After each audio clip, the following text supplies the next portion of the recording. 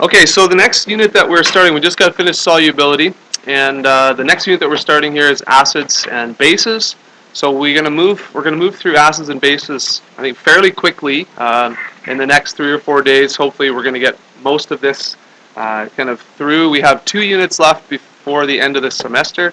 So we have acids and bases, and then we have oxidation reduction is the last unit that we're gonna cover, and so anyway, so we're going to talk about acids and bases. You guys probably already know a lot about acids and bases. In the lesson today, we're going to talk a little bit about what we already know. We're going to jot down some ideas and notes, and as the unit progresses here, maybe we'll come back to this list and we'll see if we were right or wrong. You guys might figure out if you're right or wrong even in this lesson today as we introduce acids and bases. So anyways, can you give me some anything that you know about acids and bases, or that you think to be true? Examples or characteristics, or how they react or what they do. What do we know about acids and bases, or either? What are some ideas?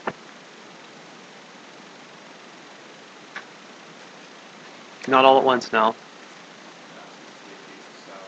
Okay, acids taste sour. Okay, I tell you what, it might be appropriate to make a little chart here. So let's put acids and bases here. We may have just some statements that we can put, but okay. So acids, let's see, taste sour. Okay. Can you give an example, or what do you mean by sour? What's it? Okay, like lemons. Okay. Okay. Taste sour. So like let's put that in brackets. Lemons. Now, like I say, I'm going to write down whatever you guys suggest here, whether it's right or wrong, and we'll change them or alter or readjust it later. Okay? What are some other ideas? Let's move through this here. What do you think?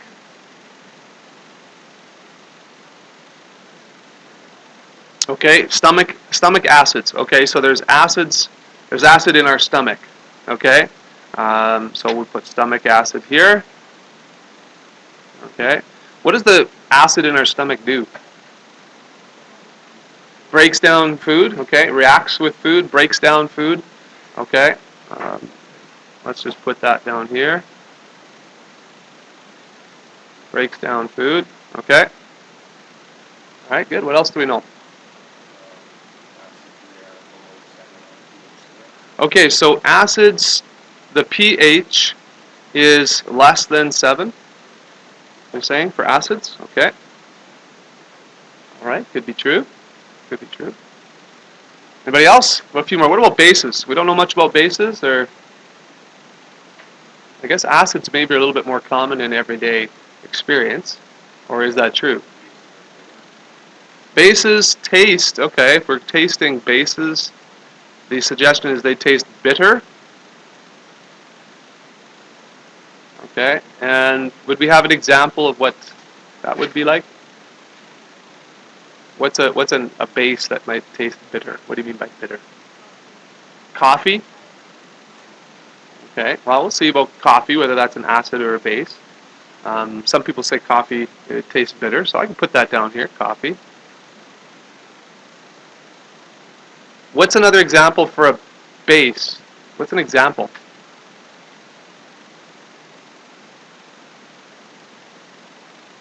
Okay.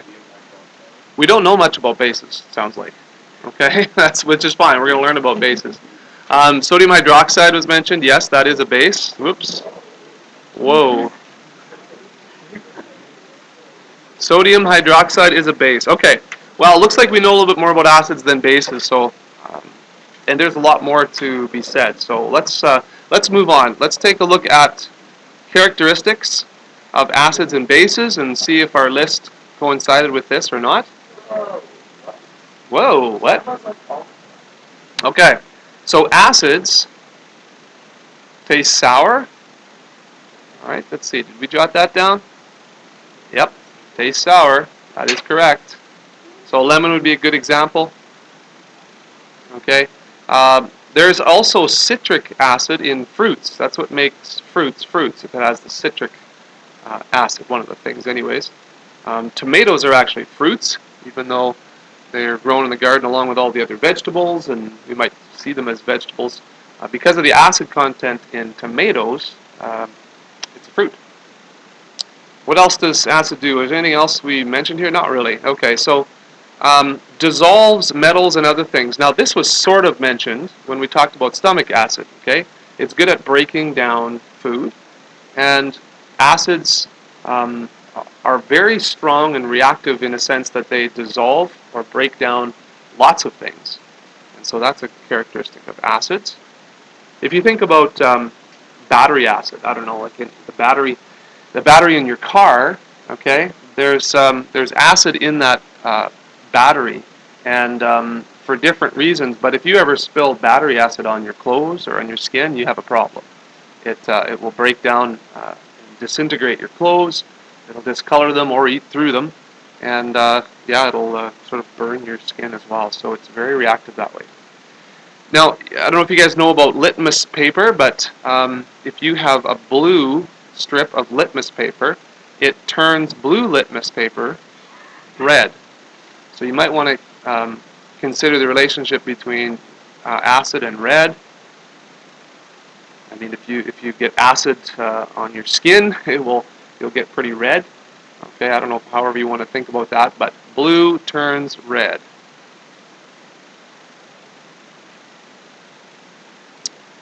Here's another thing that you might not know, but we're going to explore this further in just a few minutes. Acids produce hydrogen ions in solution. Okay, so we're going to talk a little bit more about this today. But hydrogen ions, an excess of hydrogen ions get produced in a solution for an acid. Okay, bases. Bases taste bitter. All right, I think we had that on our list over here. It tastes bitter. That's good. We'll come back to coffee, see if coffee is acidic or basic. I'll let you guys maybe look that up or kind of keep watch for that.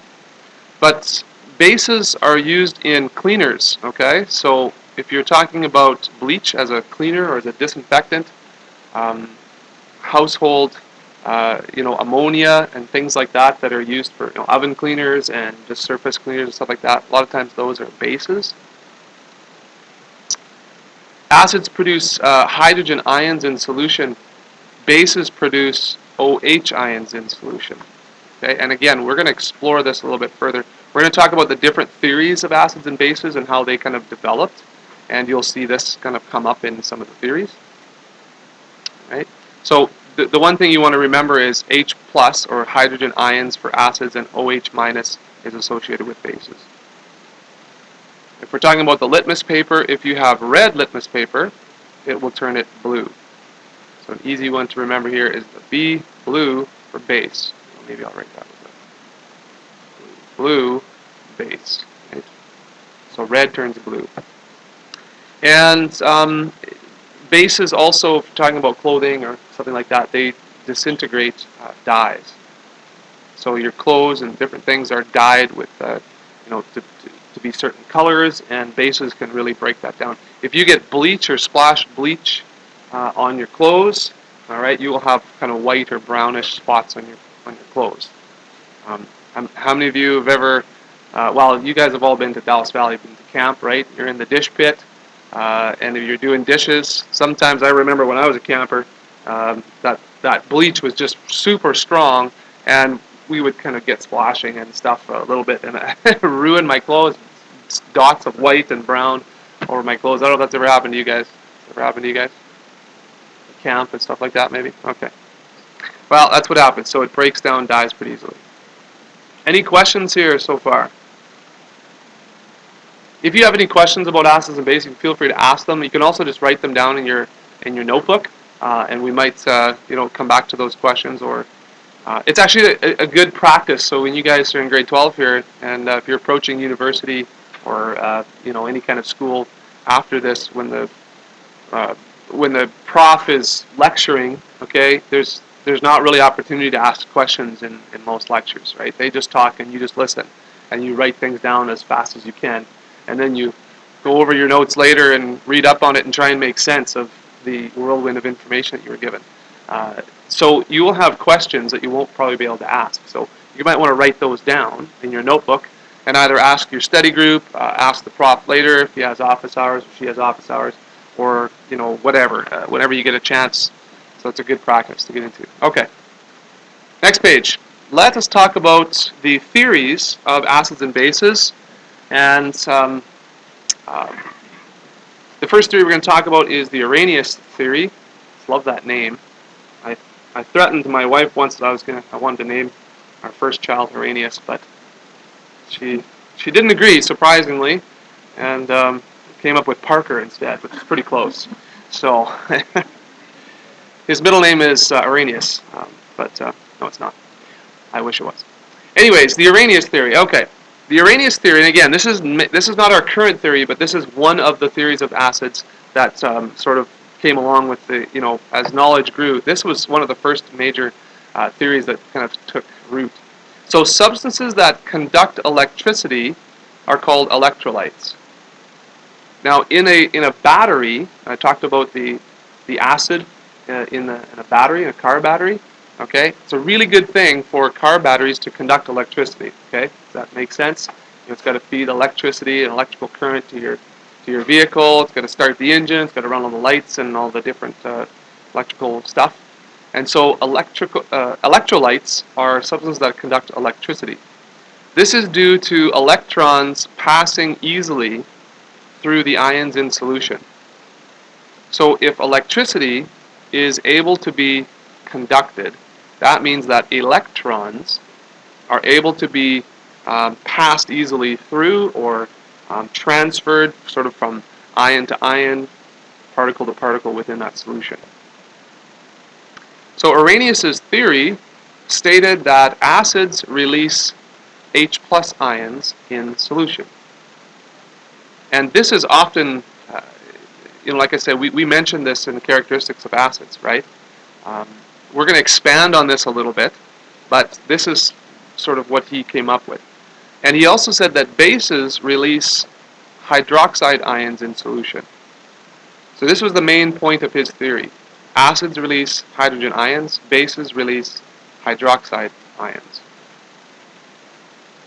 And he believed that these ions came from the acid and the base, respectively.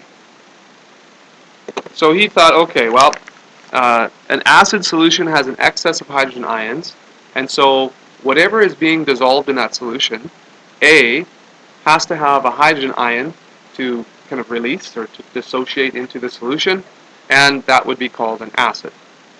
And a base, if it has an excess of hydroxide ions in solution, then A, that substance must have hydroxide ions to give off, and B, that substance then would be called a base. Okay? So this was the Arrhenius theory. Okay, so Bronsted and Lowry, these two guys came along and changed the definition. They realized that there were some problems with this theory. And one of the problems with the theory is, and I'm actually just going to skip down here towards the bottom here, one of the problems with the theory was that some substances that acted like bases, or that we knew were bases, did not have OH ions. So this theory came about, and I might change this to put this up as the first sentence, but this theory came about because there were bases that did not have the OH ion in them. Now, most bases do. A lot of bases have the OH ion in the actual substance, but there were some, like ammonia. Okay, and actually water can act like a base as well. And it sort of has an OH ion, sort of doesn't. But ammonia, that's the big one right here. When they realized that this acted like a base, they were saying, hey, listen, we got to change this theory a little bit because there is no OH in it. There's no oxygen in ammonia, yet it is a very strong base. And so Bronsted, Lowry, and these are two different guys. I think Bronsted here has the two little dots. Bronsted, Danish or something like that. Can't remember offhand, but I think that's what it was. And so Bronsted and Lowry changed the definitions of acids and bases. So what does their definition say? Acids are proton donors. A little bit different than releasing a hydrogen ion. The acid is a proton donor, and bases, this is the big change, are proton acceptors. Now, when we talk about a proton, it's actually not that much different than Arrhenius, because really the H plus ion is actually just a proton.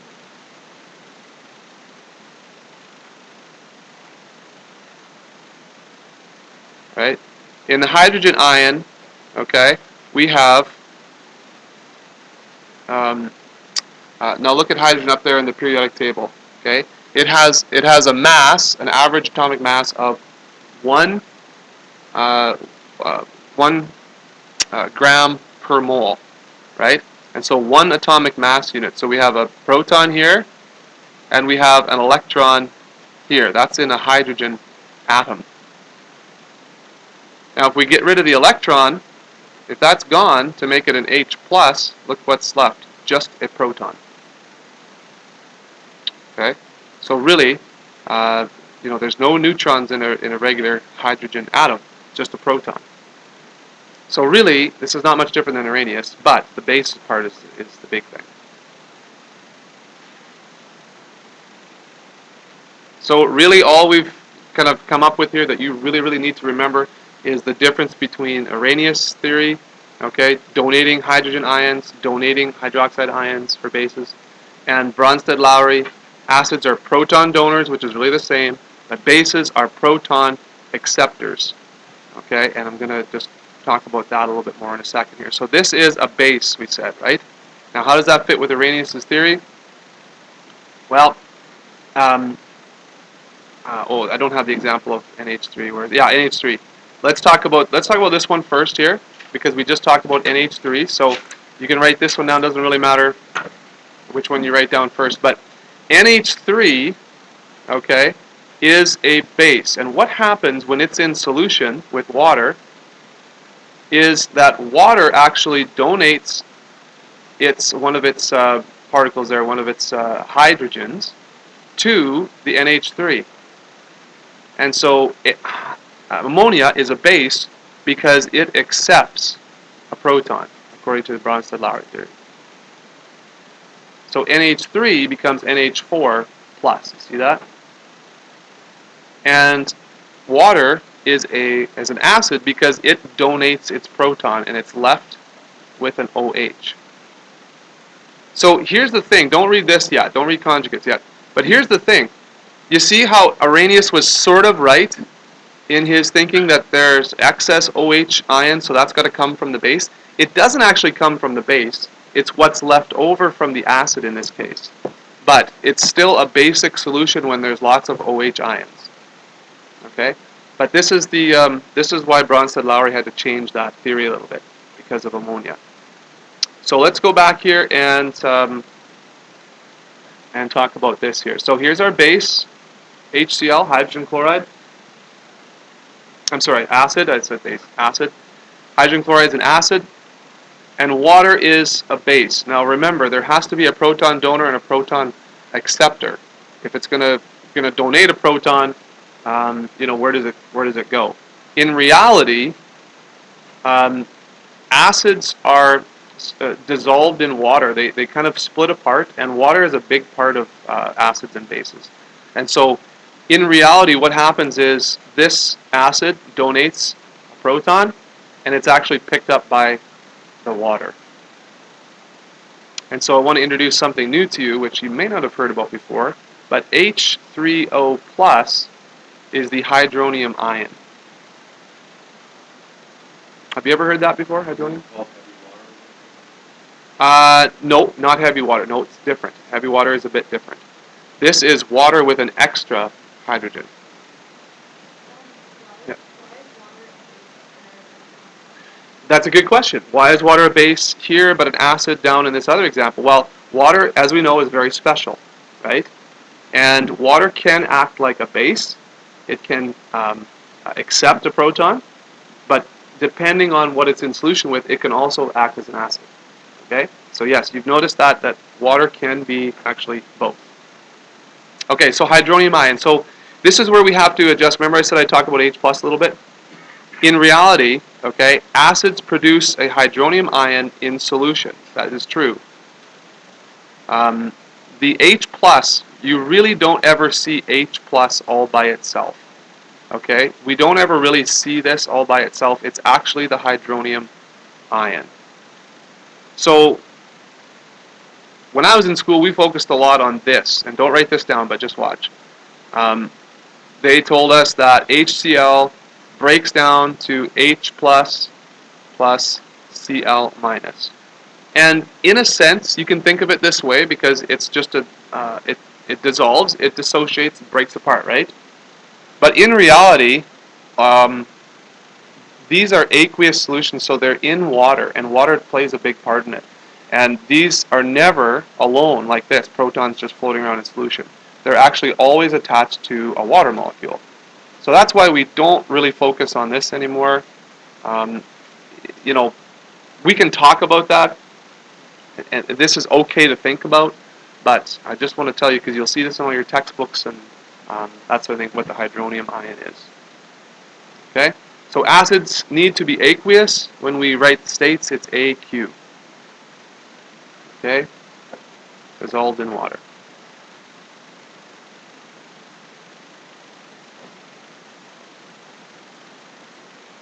Okay, it has been noted that water can be an acid um, or a base. There's a word for that, and it's in your textbook there. It is, what is it, amphoteric. Amphoteric is the word, and I don't know exactly what page it's on. I think I'm going to talk about that a little bit later in the notes, but that was noticed, so that's great.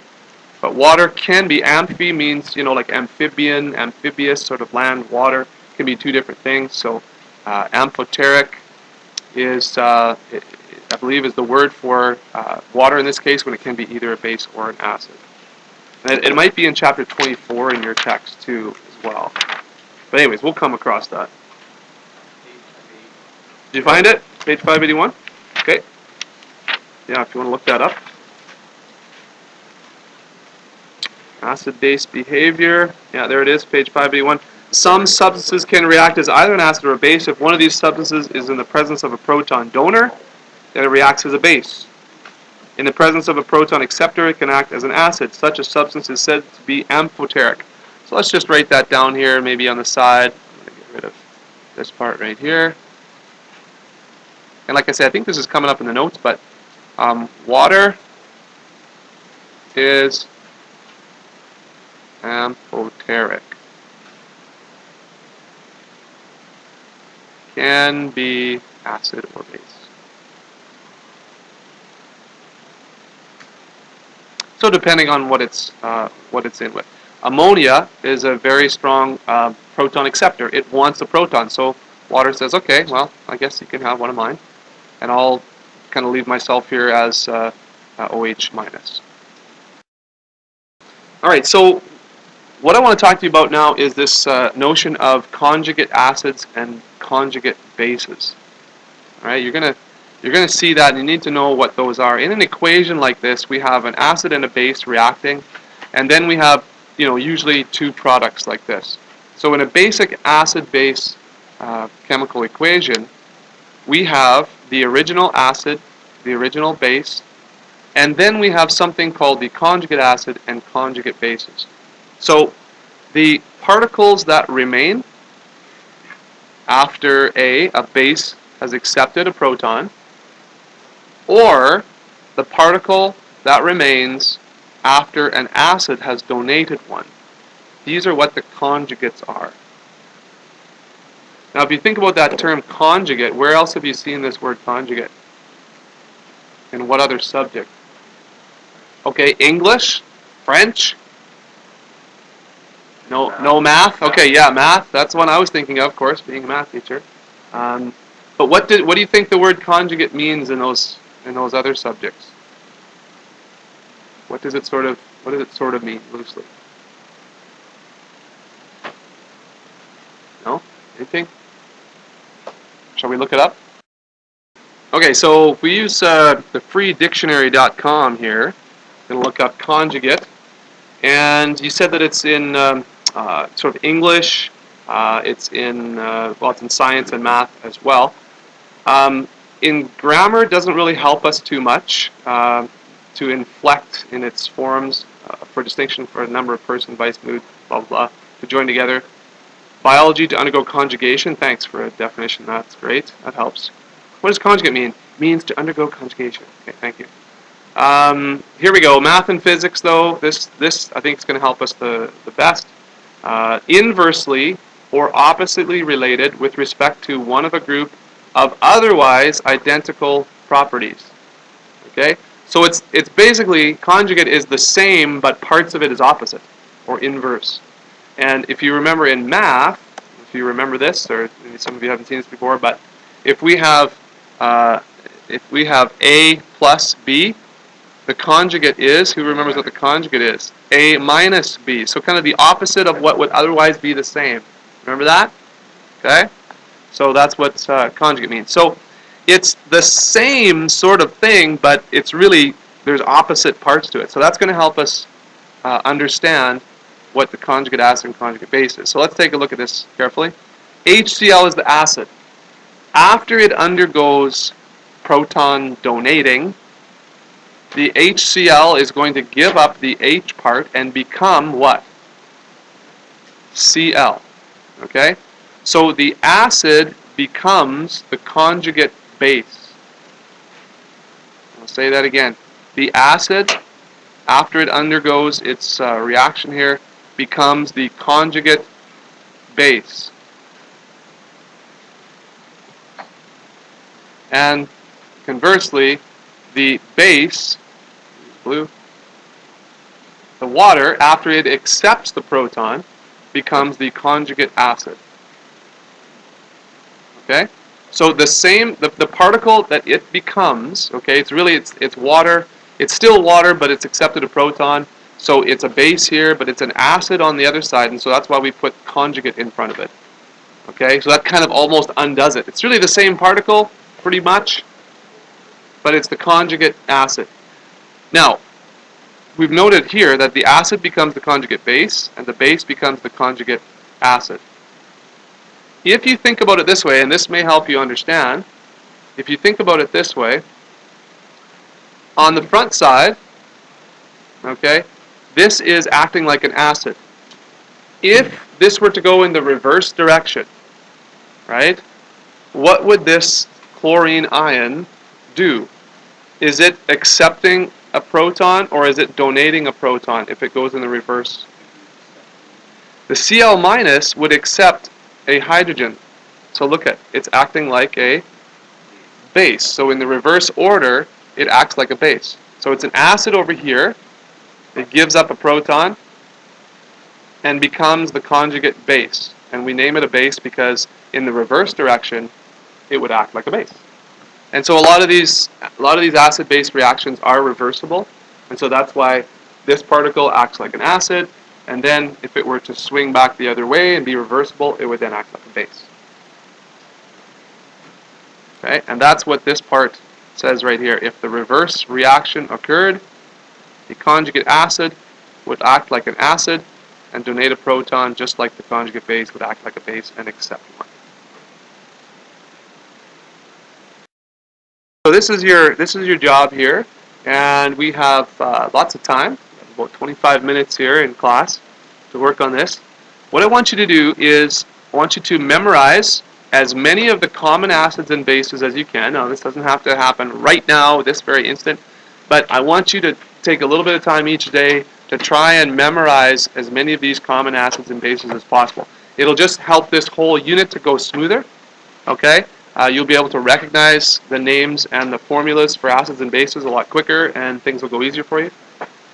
Acids, page 176. Bases, I found a good list on page 575 there in your Merrill chemistry text. Also, you can study this chart of the theory summaries on page 577. Omit the Lewis theory, though. So it has the Arrhenius theory, Bronsted-Lowry theory. It's just kind of a compare and contrast. Okay, so you can study that as well. And I would like you to do these two questions on page 576. So page 576, it says identify acid, base, acid, conjugate base. And then it asks you to name the conjugate base for each of the following acids. So it's not a lot of work at all. So I'm going to go easy on you this kind of first day back after a bit of a break. Review your notes, memorize those acids, bases, go over the theories, and look at that chart on page 577. Do these questions. You have 25 minutes to work on that.